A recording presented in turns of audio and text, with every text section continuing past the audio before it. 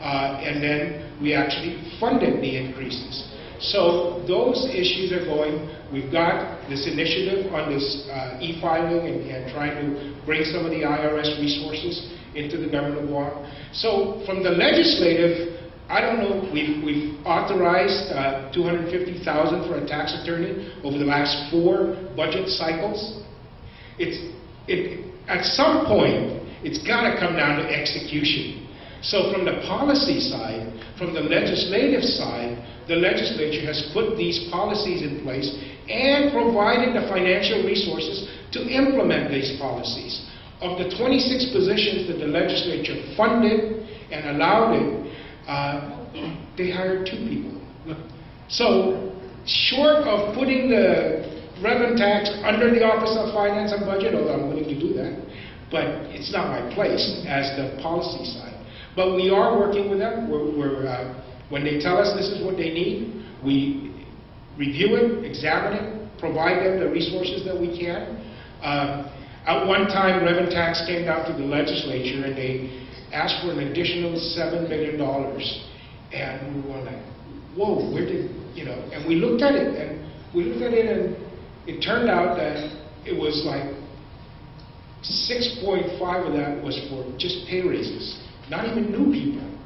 So we said, no, we've got to shift some of the focus. So where's the audit? Where's the compliance?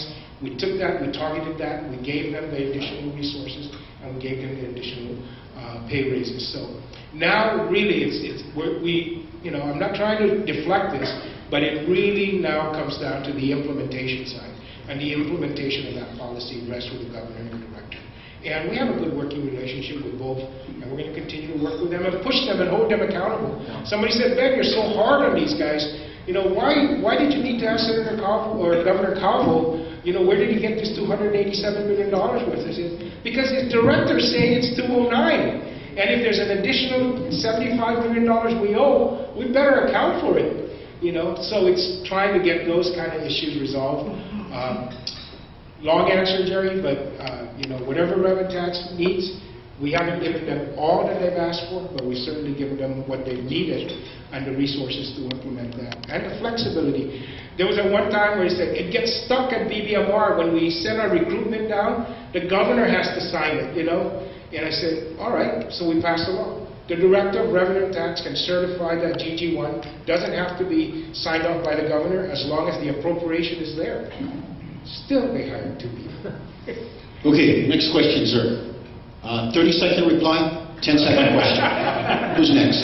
10 seconds. 8:30 at Leo Palace. Okay.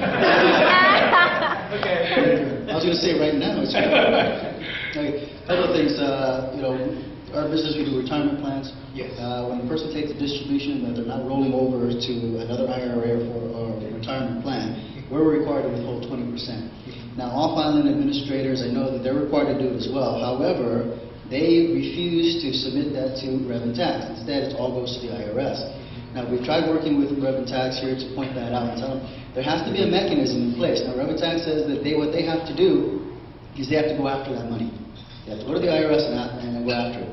They don't seem to have a mechanism in place to do that. So I'll bring that to your attention. But you're talking about millions of dollars, especially with all these businesses that are going to be coming in, that with off-island retirement administrators off-island, that money is not going to come here. And I don't think revenue tax has the ability or the manpower to go after that. That's one thing. Next question is, what kind of teeth does that commission have that you're putting in place for DOE? That's 2 questions in one. Okay. That's why it was 20 seconds. We will. I'll get with revenue tax more on that issue of the pension withholdings. And I know that we have certain memorandums of understanding with the federal government that allows the exchange of information. And there actually is now a little bit more of an increase in the exchange of information. So I'll see what's happening on that end. He's going to do it on the golf course. Yeah. And on the Education and Finance Commission, again, what it does is it puts everybody on notice. And number one, if the commission, by the way, if the commission doesn't meet and can't meet, then they get fined. So they got to show up and do their job at least. But on the implementation then of that, the governor's got to get involved, and now he does. He has appointees to the board. that he can call on and hold accountable then for the implementation of his policy. And so it just puts everybody on notice so that, nobody can say, we didn't do our share, we didn't do our part.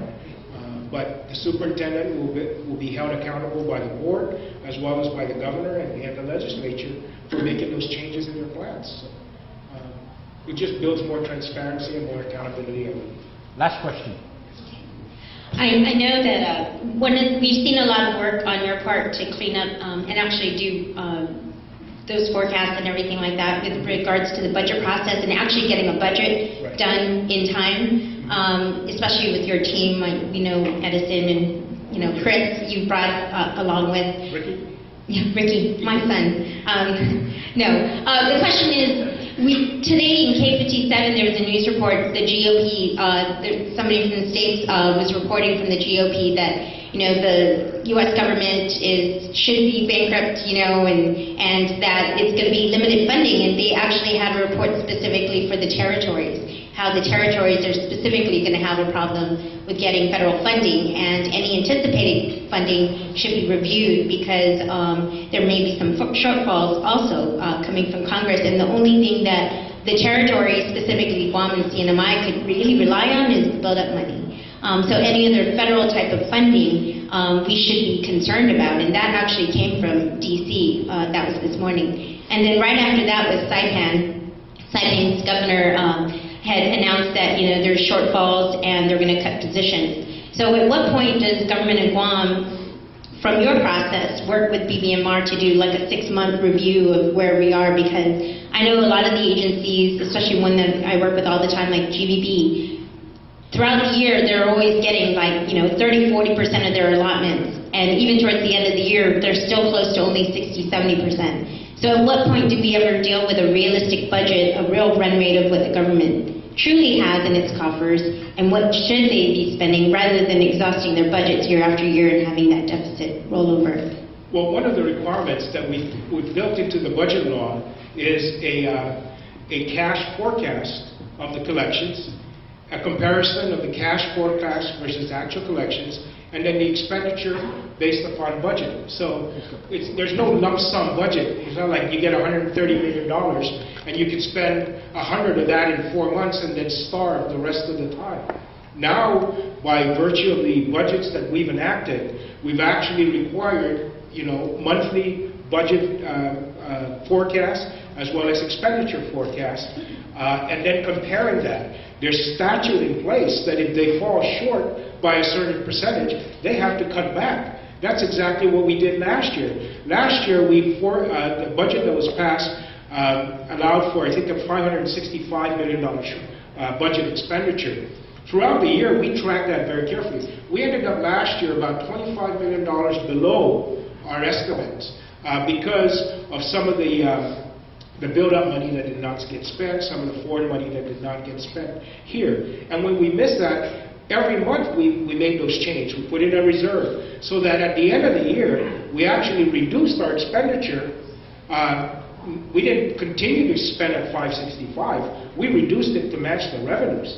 So we are doing that. That's why, and you didn't hear anybody crying, the sky's falling, the sky's falling. We were challenged. Sometimes our receivables went from 45 days to 90, our payables went from 45 to 90, some of them 120. But we continued to manage the cash we had based upon what our obligations were, and made some payments of that. Even at that, with that kind of challenge, though last year we still paid out over $100 million in income tax refunds because that's what we prioritized. So all of that is in the budget now, and it's, again, I go back to the implementation. The governor's saying that we're going to have $160 million, 120, depending on what day it is, shortfall in the cash requirements for this fiscal year. I dispute that number because if you take a look at the numbers that are there, this quarter we're only behind by 0.44% in the revenue projection versus collections for the first quarter of this fiscal year. And we're behind 0.44 after